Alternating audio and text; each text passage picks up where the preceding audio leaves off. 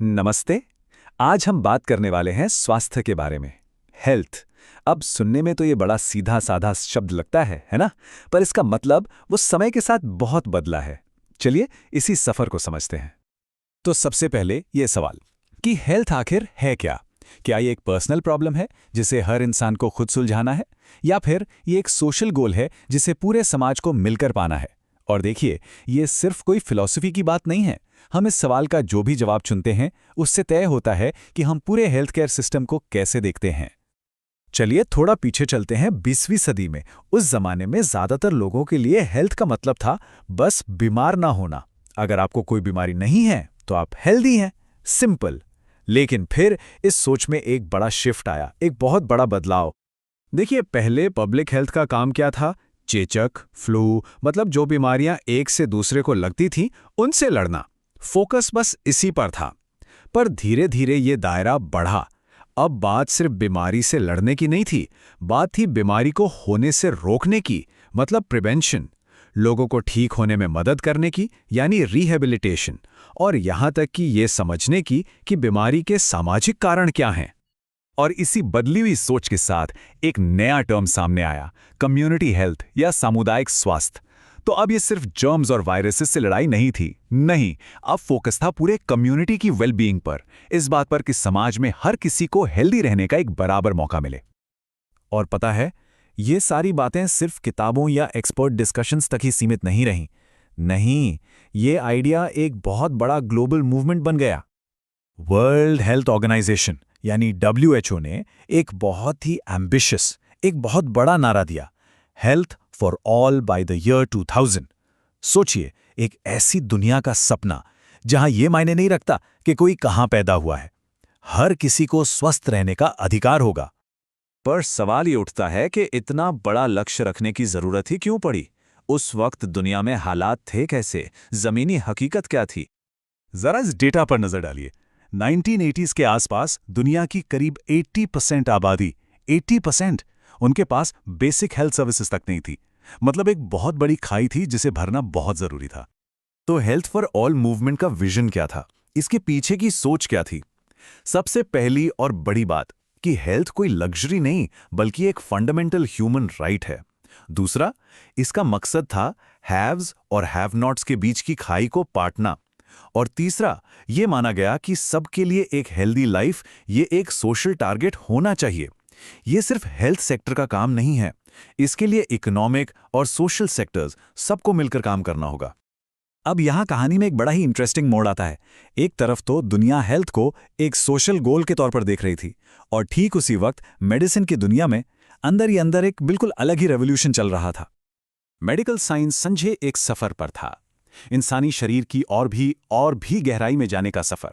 पहले डॉक्टर्स अंगों यानी ऑर्गन्स पर फोकस करते थे, फिर वो और अंदर गए सेल्स तक, फिर उससे भी छोटे मॉलिक्यूल्स तक, और आखिर में वो पहुंचे जीवन के बिल्डिंग ब्लॉक अहम ब्लूप्रिंट तक, यानी हमारे जीन्स तक। और इस गहरी समझ का नतीजा ये हुआ कि ऐसी ऐसी चीजें मुमकिन हो गईं जिनके बारे में पहले सोचा भी नहीं जा सकता था। Genetic counselling, prenatal diagnosis, in vitro fertilisation यानी IVF, ऑर्गन ट्रांसप्लांट्स, और तो और आर्टिफिशियल हार्ट्स। ये सब साइंस फिक्शन से निकलकर हकीकत बन रहा था। तो मतलब ये हुआ कि मेडिसिन अब सिर्फ बीमारी ठीक करने का जरिया नहीं रही, वो लाइफ को मॉडिफाई करने, उसे रीशेप करने की पावर हासिल कर रही थी। और जाहिर है, इस नई ताकत ने बहुत सारे नए एथिकल सवाल भी खड़े कर दिए। तो अब देखिए, हमारे सामने दो अलग अलग धाराएं हैं।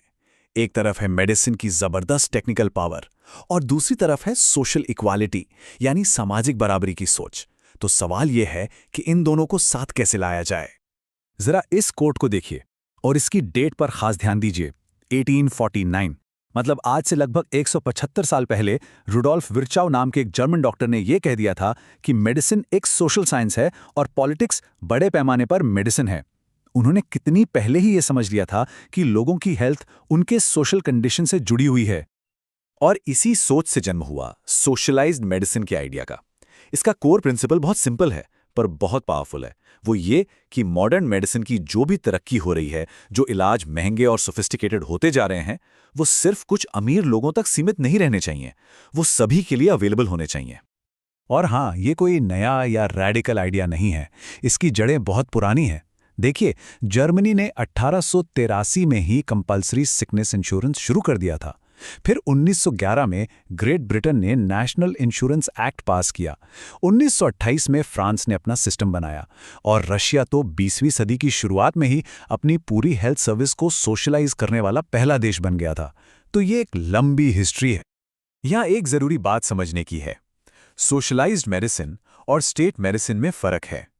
सोशलाइज्ड मेडिसिन एक फिलॉसफी है, एक आइडिया है जो बराबरी और एक्सेस फॉर ऑल की बात करता है। वहीं स्टेट मेडिसिन एक खास सिस्टम है जहां सरकार खुद प्रोवाइडर होती है, मतलब डॉक्टर सरकारी कर्मचारी होते हैं। ये दोनों एक चीज नहीं है। तो ये सोशलाइजेशन का कॉन्सेप्ट करता क्या है? पहला, ये हेल्थ केयर से कंपटीशन और प्रॉफिट मोटिव तो हटाने की कोशिश करता है। दूसरा, ये केयर में बराबरी लाता है। तीसरा, ये यूनिवर्सल कवरेज देता है, मतलब कोई भी छूटे नहीं। और ये सिर्फ टॉप डाउन अप्रोच नहीं है, इसमें कम्युनिटी की भागीदारी भी होती है। WHO और यूनिसेफ जैसे संगठन भी इसी सोच का समर्थन करते हैं। तो हमने क्या देखा? हेल्थ की परिभाषा का सफर एक इंसान की बीमारी के इलाज से शुरू होकर पूरे कम्युनिटी की भलाई और फिर ग्लोबल इक्वालिटी के एक बड़े लक्ष्य तक पहुंच गया है। और ये कहानी अभी भी चल रही है, ये लगातार इवॉल्व हो रही है। और ये सफ़र हमें आज के सबसे बड़े सवाल पर लाकर खड़ा करता है। मेडिसिन दिन ब दिन और ज़्यादा पावरफुल होती जा रही है, वो लाइफ को बदलने की ताकत रख रही है। तो ऐसे में ये कौन तय करेगा, ये किसकी जिम्मेदारी होगी कि ये ज़बरदस्त ताकत कुछ लोगों का प्रिविलेज ना बन जाए, बल्कि इसका फ़ायदा हर किसी को मिले।